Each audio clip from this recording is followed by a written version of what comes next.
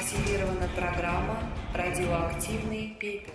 Red alert in a Soviet-style nuclear bunker, where a couple of Russians are racing to prevent a catastrophic strike on the United States. Nuclear bombs will be launched in 1 hour. The aim of the quest, the latest gaming craze in Moscow, is to find the nuclear launch codes and deactivate a hidden red button that's already been pressed by a mad Russian general. Of course, it's complete fantasy, but amid the current tensions with Russia, it all feels a little unsettling. Are you worried that something like this could happen in real life? Actually, I'm not. No, I'm not thinking about it. I'm worried because it's very stupid information for both sides. And I know that normal people in all over the world, they don't want any war.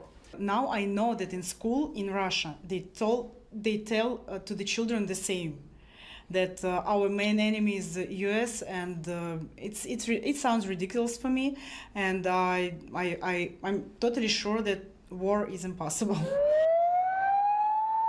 But not all Russians agree. National television has been broadcasting a mass training exercise involving up to 40 million people across the country to prepare responses, says the government, for a chemical or nuclear attack. It's the biggest rehearsal of its kind since the collapse of the Soviet Union and suggests the Kremlin at least wants Russians to take the threat of war very seriously. Of course, all-out conflict between Russia and the West remains highly unlikely. The principle of mutually assured destruction still holds, just like it did during the Cold War. But with tensions growing over Syria, Ukraine and the Baltic states, analysts say a small risk of contact, misunderstanding and escalation between the nuclear superpowers has become very real. And it's a risk the Kremlin seems keen to spotlight, releasing details of its latest intercontinental ballistic missile being added to its nuclear arsenal.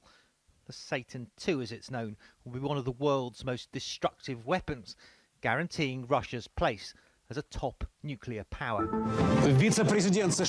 State television has also upped its hardline rhetoric. In its flagship current affairs show, Russia's top state news anchor, dubbed by critics as the Kremlin's propaganda-in-chief, recently issued a stark warning of global war if, for instance, Russian and US forces clash in Syria. Brutish behaviour towards Russia, declared Dmitry Kiselov, could have nuclear dimensions.